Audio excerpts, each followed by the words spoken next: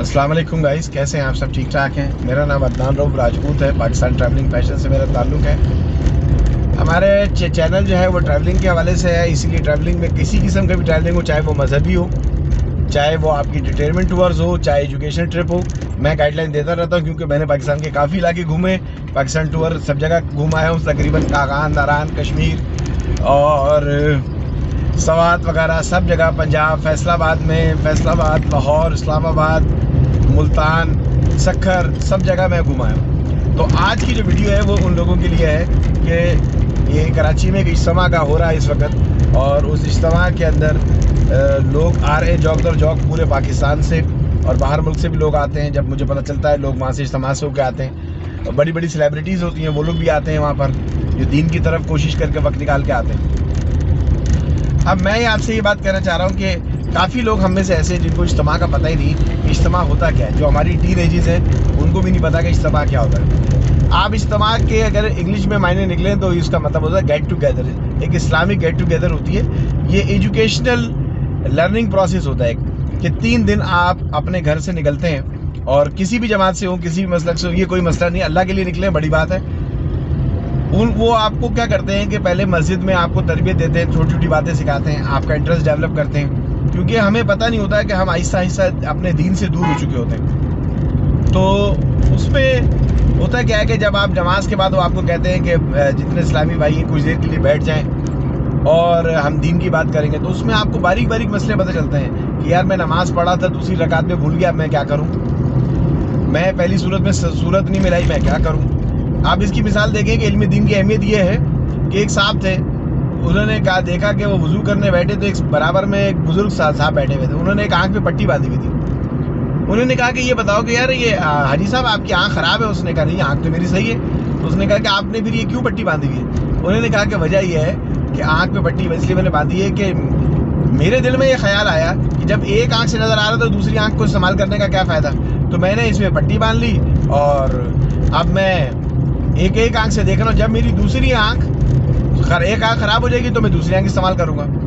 तो उन्होंने सर पकड़ लिया। उन्होंने कहा कि हाजी साहब जो आप वज़ू करते हैं आप इस पर मसा करते हैं? उन्होंने कहा नहीं। उन्होंने कहा देखिए इस्लाम में यह है कोई भी उज़र के आपको कोई मसला नहीं है और आप वज़ू सही तरह नहीं कर रही, उस जगह पानी नहीं बहा रहे, तो आपका वज़ू नहीं होगा, तो आपकी तो कई साल की नमाज़ें रहेगी।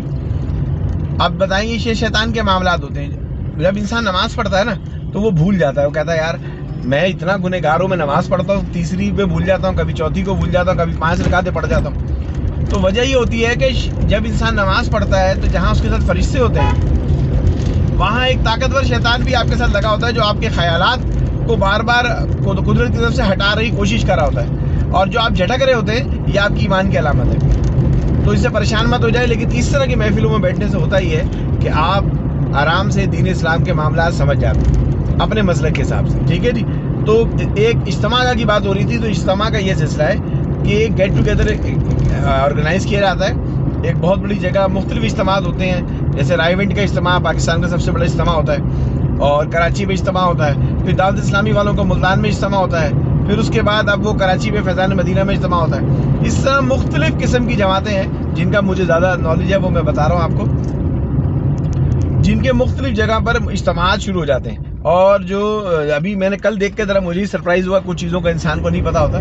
जब मैं डिटेल चेक कर रहा था उनकी मेन विजिट पेज पे, तो पता चला कि सिर्फ कराची में नहीं, लाहौर के अलग होते हैं, बाहर मुल्कों में भी हो रहे हैं, और पूरे पाकिस्तान में अलग अलग शहरों के इज्तिमात भी हो रहे हैं, ताकि जो लोग वहाँ नहीं पहुँच सके किसी जगह, वो अपने शहर में अटेंड कर रहे हैं। अच्छा, अभी इस इज्तिमात में होता क्या है, आप घर से एक बैग ले लेते हैं, मच्छरदानी होती है उसमें, एक आपका बिस्तरा होता है, कंबल या खेस वगैरह होता है, कपड़े 2 जोड़े होते हैं, चप्पलें होती हैं आपकी, आप ये लेकर आ जाते हैं भाई, स्लीपर्स वगैरह लेके। अब आप उन जमात के साथ निकल जाते हैं, वो ट्रक अरेंज करते हैं, गाड़ी अरेंज करते हैं, क्योंकि सफ़र में तकलीफ़ होती है। आपको शुरू में बड़ा अजीब लगेगा, आप जब उनके साथ बैग टांग के जाएंगे और उस सफ़र में वहाँ जाएंगे तो कुछ सामान आपकी जिम्मेदारियाँ दी जाएंगी, भाई बर्तन आपको उठाने हैं, कुछ बैग उठाना है, कुछ तंबू आपने उठाना है, आपने कूलर आपने उठाना है, लोटे आपने उठाने हैं, चीज़ें आपने उठानी है। इस तरह की मुख्तलिफ जिम्मेदारियाँ जो नए दीनी भाई लोग आते हैं उनको भी दी जाती हैं, और पुराने वालों को ज़्यादा दी जाती है, ताकि नया आदमी भाग ही ना जाए यार इन्होंने तो मुझे मजदूर हायर कर लिया। ऐसी बात नहीं होती, वो असल में दीन में आपको सिखाते हैं। फिर जब आप वहाँ इज्तिमा गाह में पहुँचते हैं तो इज्तिमा गाह से काफ़ी पहले गाड़ी रुक जाती है पार्किंग वगैरह की, वो सामान उठा के वहाँ तक जाना होता है। वो बेचारा ये तो नहीं कर सकता एक आदमी کہ جس نے آرگنائز کیا آپ کو لے کے جا رہا ہے، تو وہ آپ کو وہاں پر سامان بھی اٹھا کے پہنچایا، تو سامان آپ کو اٹھانا پڑتا ہے۔ آپ جب اندر جاتے ہیں پھر وہاں تھوڑی دیر تک آپ کو انتظامیہ کا انتظار کرنا پڑتا ہے۔ وہ آپ کا جو امیر ہوتا ہے، امیر کہتے ہیں لیڈر کو، ٹیم لیڈر، جیسے آپ کی آرگنائزیشنس میں مارکیٹنگ میں لیڈر ہوتے ہیں، دوسرے لیڈر ہوتے ہیں لوگ، اسی طرح ایک امیر ہوتا ہے۔ کہ اسلام میں یہ ہے کہ اگر آپ 3 لوگ سفر کر رہے ہیں تو آپ ایک کو امیر بنا لو، یعنی ایک نہ ایک آدمی کو رہبر بناؤ اور 2 اس کے پیچھے چلو۔ تو یہاں پر بھی معاملہ یہ ہے کہ اس میں امیر صاحب ہوتے ہیں ایک، وہ کیا کرتے ہیں کہ وہ آپ کو کنٹینیو گائیڈ لائن دیتے رہتے ہیں کہ آپ کو کرنا کیا ہے۔ پھر وہ تھوڑی دیر بعد آپ کو آپ کا ہلکا نمبر وغیرہ مل جاتا ہے، لسٹیں ایشو ہو جاتی ہیں۔ اب تو بہت آرگنائز ہو گیا ہے، چیزیں بن گئی ہیں۔ پہلے تو موبائل واش روم تھے، بانس لگے ہوئے تھے بیچ کے اندر، جو وہ چٹائیاں لگی ہوتی تھی اور اس میں واش روم کرتے، تب تو پکے واش روم وغیرہ زیادہ تر جگہوں میں بن گئے۔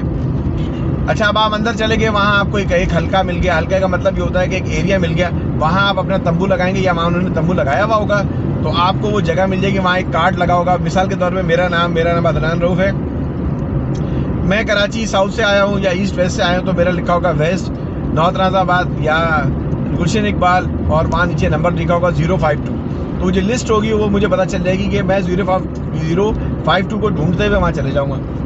تو اس طرح کیا ہوگا کہ میں وہ آگے ڈھونڈ لوں گا۔ اب آپ بیٹھ گئے، اب آپ سوچ رہے ہیں اب کیا کریں گے بھائی، یہ تو کوئی ہے ہی نہیں، دور دور تک لوگ آ رہے ہیں۔ شروع پہلا دن یہی ہوتا ہے کہ سیٹنگ ہو رہی ہوتی ساری، پھر بھی نمازیں کی پریکٹس ہوتی ہے۔ اس دوران وہ جو آپ کو سکھاتے ہیں، یہاں سب سے مین امپورٹنٹ بات ہے۔ اب کیا ہوتا ہے کہ آپ کو کھانے سے پہلے کی دعا، ہاتھ دھونے کا طریقہ کار، غسل کرنے کا طریقہ کار، وضو کا طریقہ کار، صحیح طریقہ کار، مسح کرنے کا طریقہ کار اور وضو کے فرائض کی، یہ 3 اگر نہیں آپ نہیں کریں گے تو آپ کے معاملات نہیں چلیں گے۔ اگر آپ غسل کے معاملات نہیں کریں گے، یعنی غسل کے اندر 3 ہوا ہے کہ آپ نے منہ میں غرارے کرنے ہیں، ناک میں پانی ڈالنا ہے اور پورے جسم پر پانی بہانا ہے۔ اب یہ اس کے علاوہ جتنا احتیاط کریں وہ اچھی بات ہے، اچھی طریقے سے غسل کریں، لیکن اب یہ کئی باتیں لوگوں کو پتہ ہی نہیں ہوتی۔ لوگ کیا کرتے ہیں، شیمپو لگاتے ہیں، آدھی زندگی لوگوں کی گزر جاتی ہے، ان کو یہ پتہ ہی نہیں ہوتا کہ اگر کسی مرد کے اوپر غسل فرض ہو جائے یا کسی خاتون کے اوپر، تو اس کا طریقہ کار کیا ہے غسل کا۔ تو غسل کا طریقہ کار جوان بچوں کو نہیں پتا ہوتا، ماں باپ کے اندر اتنا گیپ ہوتا ہے، وہ دنیا جہاں کا نالج تو ان کو بتا دیتے ہیں، لیکن ان کو یہ نہیں بتاتے کہ بیٹا غسل کا طریقہ کار کیا ہے۔ اب تم جوان ہو رہے ہو، اگر تمہارے پر غسل فرض ہو جاتا ہے، تم 14 سال میں آگے تم بالغ ہو گئے ہو، تو اگر تمہارے کپڑے صبح خراب ہو جاتے تو تمہیں اس کو کس طرح پاک کرنا ہے، کس طرح اپنے آپ کو پاک، وہ بچہ اسی ناپاکی کے اندر گھومتا رہتا ہے۔ تیسری بات یہ ہے کہ اس میں وہ آپ کو کھانے پینے کی سنتیں، پھر جب آپ وہاں سیکریفائس دیکھتے ہیں کہ وہاں آپ بھلے کتنے بڑے عہدے کے ہوں، لیکن وہاں سب بھائی ہیں، سب زمین پہ بیٹھے ہوتے ہیں، سب گدے لگا کے وہیں بیٹھے ہوتے ہیں، وہاں بیان چلتے ہیں، ہر نماز کا انتظام ہوتا ہے۔ نماز سے پہلے آدھا گھنٹے پہلے جیسے اذان ہوتی ہے، وضو کرنے کے لیے جو ہے نا سارے لوگ نکل جاتے ہیں تاکہ بھائی جلدی جلدی وضو بنا کر آ جائے۔ اینڈ میں کیا ہوتا ہے کہ وضو خانے پہ رش ہو جاتا ہے، کیونکہ جو نئے دینی بھائی آئے ہوتے ہیں ان کو اندازہ ہی نہیں ہوتا اس بات کا۔ تو یہ ہو گیا، پھر آپ وضو کر کے آتے ہیں، ایک کے بعد ایک نماز، پھر بیان، پھر اس کے بعد کھانا، پھر اس کھانے کو سمیٹنا، پھر اس کے بعد بیان۔ اس طرح کے معاملات ہوتے ہیں کہ آپ کے 24 گھنٹے عبادت میں ہوتے ہیں، اس میں آرام بھی ہوتا ہے۔ عشاء کی نماز کے بعد ایک بڑا بیان ہوتا ہے، اس کے بعد پھر سو جاتے ہیں۔ رات کو تہجد کی نماز بھی جو ہے نا باجماعت ہوتی ہے، اور اس کے بعد آپ فجر کی نماز ہو جاتی ہے، پھر فجر کا بیان ہوتا ہے۔ فجر کی نماز کے بعد اس کے وظائف ہوتے ہیں، وہ آپ کو بتائے جاتے ہیں، زندگی کے مسائل بتائے جاتے ہیں۔ لوگ فلمی انداز میں کھڑے ہو کے عورت کو فوراً طلاق دے دیتے ہیں۔ اس میں طریقہ کار بتایا گیا ہے کہ کس طریقے سے آپ نے زندگی گزارنی ہے، آپ کی کیا ذمہ داری ہے، اپنے ماں باپ کا آپ نے کیسے فرما بردار بننا ہے، اپنے ماں باپ کی کیسے خدمت کرنی ہے۔ یہ ساری چیزیں جو ہے نا اجتماعات میں ہوتا ہے، اور اس کے بعد اجتماعات کی ایک نہ ایک خاص تھیم ہوتی ہے کہ بھائی اس سال اجتماع میں یہ بات لوگوں کو سمجھانا ہے، کیونکہ اجتماع کا مطلب ہوتا ہے یہ بہت بڑا بینیفٹ ہوتا ہے کہ تقریباً آپ سمجھیں کہ 5 لاکھ 4 لاکھ لوگ یا اس سے زیادہ کوانٹٹی میں مختلف اجتماعات میں لوگ زیادہ ہوتے ہیں، تو اس میں کیا ہوتا ہے کہ ایک پیغام لے کے لوگ نکلتے ہیں۔ وہ پیغام جو اس وقت ممبر پہ بیٹھا ہوا امیر دیتا ہے، چاہے وہ مولانا طارق جمیل صاحب دیں، چاہے مولانا تقی عثمانی صاحب دیں، چاہے دیگر کوئی ہے، ہمارے احتراماً میں ان کا نام لے رہا ہوں سب کا، کوئی بھی ان کا وہ بیان دیں، اور اس کے بعد بہت سارے ہمارے علماء کرام ہیں، وہ سب لوگ جو بھی بیان دیں، تو وہ بیان جو ہے نا وہ ایک انجیکشن کا کام کرتا ہے، اور وہ رگوں میں دوڑ جاتا ہے، اور وہ بات جب ہم لے کر وہاں سے آخری ٹائم رہ جاتا ہے، اس کے بعد صبح کیا ہوتا ہے کہ آخری دن اتوار کا رکھا جاتا ہے، تاکہ زیادہ سے زیادہ لوگ اگر پوری اجتماع میں اپنی نوکری کی وجہ سے، کاروبار کی وجہ سے، دکان کی وجہ سے نہیں آ سکتے، بعض جگہ مجبوریاں ہوتی ہیں، تو وہ پھر اس پہ شامل ہو جائیں۔ فجر کے بعد ایک بڑا بیان ہوتا ہے، اس بیان کے بعد ایک رکت انگیز دعا ہوتی ہے۔ دعا تقریباً 45 منٹ سے 1 گھنٹے کے قریب ہوتی ہے. اس دعا میں پورے پاکستان کے لیے، بیماروں کے لیے، آپ کے لیے، آپ کے گھر والوں کے لیے، آپ کے آباء و اجداد کے لیے دعائیں مانگی جاتی ہیں. اور اس کے اندر آپ اتنی رقت انگیز دعا ہوتی ہے کیونکہ ہزاروں لوگ، لاکھوں لوگ بیٹھ کے رو رہے ہوتے ہیں اللہ کی طرف. تو بعض جگہ روایتوں میں ہے کہ جہاں 40 لوگ موجود ہوتے ہیں کسی نیک محفل میں، تو وہاں اس میں ایک مومن ہوتا ہے. تو اگر ایک مومن بھی اگر موجود ہے 40 لوگوں میں، تو اس میں اس کی دعا قبول ہوگی تو آپ کی بھی دعا قبول ہو جائے گی. تو وہاں تو اللہ کے سارے ہی نیک بندے ہیں جو پورا سال تبلیغ کے لیے نکلے ہوئے، 3 مہینے تبلیغ کے لیے اپنا گھر بار چھوڑ کر، بیوی بچوں کو چھوڑ کر نکلے ہوئے. بڑے میں نے کاروباری لوگوں کو دیکھا ہے. میرے پاس فیکٹری میں بھی لوگ آئے اور وہ ایک جماعت آئی تھی پوری. تو میں نے دیکھا کہ اس میں زیادہ تر ٹائکون تھے سارے، لیکن وہ زمینوں پہ سوئے وہاں پر. مسجد کے اندر انہوں نے اسٹے کیا. انہوں نے مجھے بھی پکڑا، مجھے بولا کہ عدنان بھائی آ جائیں، آپ بھی آ جائیں. میں بھی ساتھ بیٹھ گیا. تو انہوں نے میری نماز سنی، اس میں نماز میں میری کافی انہوں نے غلطیاں نکالی، لیکن بڑا ان کا طریقہ کار ایسا تھا کہ انہوں نے مجھے بولا کہ بیٹا یہ نہیں آتا، ہم آئے سکھانے کے لیے. انہوں نے مجھے واقعات سنائے. انہوں نے مجھے کہا کہ بہت سارے گاؤں ایسے ہیں جہاں پر لوگوں کو کلمہ پڑھنا نہیں آتا، جہاں پر لوگوں کو آپ سمجھیں کہ دین اسلام کا نہیں پتہ، وہ الٹی سیدھی غلط نمازیں پڑھ رہے ہیں، ان کو غسل کا نہیں پتہ، ان کو دیگر چیزوں کا نہیں پتہ. تو یہ جو طریقہ کار ہے، اس سے فائدہ یہ ہوتا ہے کہ آپ کو بہت ساری چیزیں سیکھنے کو ملتی ہیں. اور سفر جو ہے، آپ صلی اللہ علیہ وسلم کا فرمان ہے کہ سفر کرو. سفر میں جو ہے نا بہت سا تکلیف تو ہے، لیکن اس میں یہ کہ انسان سیکھتا بہت ہے. سفر میں ایک دوسرے کے ساتھ انسان وقت گزارتا ہے. یعنی کسی کو جاننے کا بہترین طریقہ اگر آپ نے فرمایا کہ آپ اس کے ساتھ سفر کریں، اس کے ساتھ کھانا کھائیں. میرے قریبی رشتہ دار ہیں اور اللہ تعالیٰ نے ان کو بہت عطا کیا ہے اور بہت زمانے میں اس وقت آپ سمجھیں کہ بہت ہائیسٹ پوزیشن پہ ہے. تو انہوں نے مجھے کہا کہ عدنان ایک بچی کا میرا رشتہ آیا ہوا ہے اور میں کیا کروں اس میں، آپ کے خیال میں حیران تھا. میں نے کہا میرے مولا تیری شان ہے جب تو عزت انسان کو دینے پہ آتا ہے. میں نے تو ان کو سیدھے بتا دیا کہ آپ صلی اللہ علیہ وسلم نے فرمایا کہ اگر کسی کے متعلق جاننا ہو تو اس کے ساتھ سفر کریں، اس کے ساتھ کھانا کھائیں. میں نے کہا کوئی ٹور پلان کریں فیملی کے ساتھ اور تھوڑا سا آپ سفر کریں، آپ کو ان کا اٹھنا بیٹھنا، وقت پہ تیار ہونا، جانا، نوکروں کے ساتھ برتاؤ، کھانا پینا، پیسے خرچ کرنے کا طریقہ کار آپ کو سب سمجھ آ جائے گا. تو انہوں نے اس بات پہ عمل کیا اور ان کو بڑا فائدہ ہوا. انہوں نے مجھے بعد میں کہا کہ بھائی یہ معاملہ بڑا بہترین رہا ہمارا. اچھا، اب رہے گی بات اجتماع کے حوالے سے.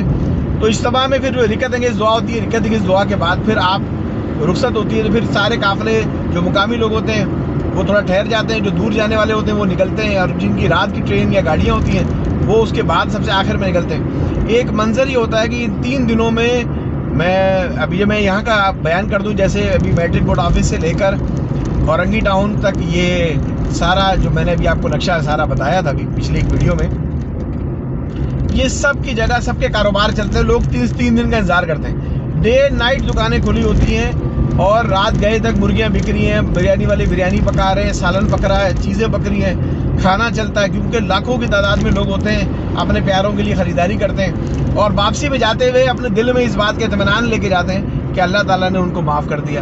یہ صرف انسان کی امید ہے. تو حضرت علی سے کسی نے پوچھا کہ بھائی آپ یہ بتائیں کہ کہ انسان کی معافی ہونے کی کیا، اس کی صداقت کیا ہے، اس کا ثبوت کیا ہے. تو آپ نے فرمایا کہ اس کا ثبوت یہ ہے کہ وہ انسان وہ گناہ دوبارہ نہ کرے.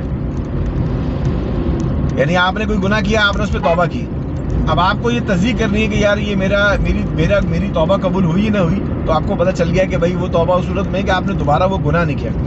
تو یہ ویڈیو میں نے جو آپ کو بنائی ہے ان لوگوں کے لیے بنائی ہے جو بالکل دین سے ناآشنا ہے، یا کبھی اجتماع کی طرف نکلے ہی نہیں، یا کبھی اجتماع میں گئے ہی نہیں.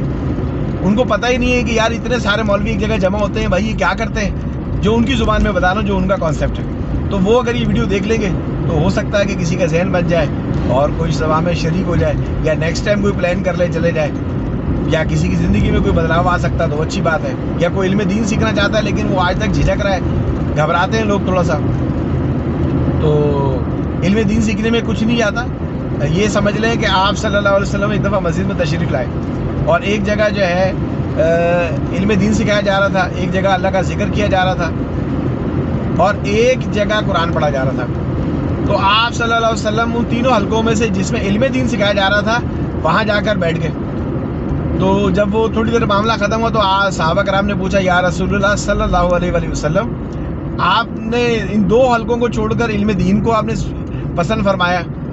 تو آپ صلی اللہ علیہ وسلم نے فرمایا کہ علم دین کے بغیر نہ قرآن سمجھ آئے گا اور اللہ کا ذکر بھی ہوگا. جب تک سمجھ نہیں ہوگی دین کی تو اس کے بغیر کچھ بھی نہیں ہوگا. تو علم دین کی یہ اہمیت ہے. میں ناقص آدمی ہوں اور نہ میں آپ کو پتہ ہے نہ مولوی نہ کچھ ہوں, لیکن جتنا میرے جو دوست احباب حلقہ احباب ہے انہوں نے جتنا سکھایا, جتنا استاذہ کرام ہے, جتنا میں پڑھتا ہوں, تو جتنی چیزیں تھیں وہ میں نے ان لوگوں کے لیے خاص طور پہ یہ ہے ویڈیو کہ جو لوگ ابھی تک اس سے ناآشنا ہیں, تو میں نے کہا میں آپ کو بتا دوں. تو اپنا اور اپنے آس پاس والوں کا خیال رکھیے گا, اپنے بھائی کو دعاؤں میں یاد رکھیے گا. اگر یہ ویڈیو دیکھ کر آپ میں سے کسی کا بھی ذہن اجتماع کے لیے بن جاتا ہے, آج سے وہ شروع ہو رہا ہے عصر سے لے کر اور اتوار تک رہے گا 9, 10, 11, 12, ٹھیک ہے جی. تو اور اگر 12 تک بھی اگر آپ فری نہیں ہیں تو 12 کی صبح آ جائیں, دعا ہے اس میں شریک ہو جائیں اور اپنے گناہوں کے لیے دعا مانگیں. لاکھوں لوگ ہیں, پتہ نہیں کس کی دعا قبول ہو جائے, تو پچھلا حساب کتاب تو کلیئر ہو جائے کم از کم. ٹھیک ہے جی, اللہ حافظ.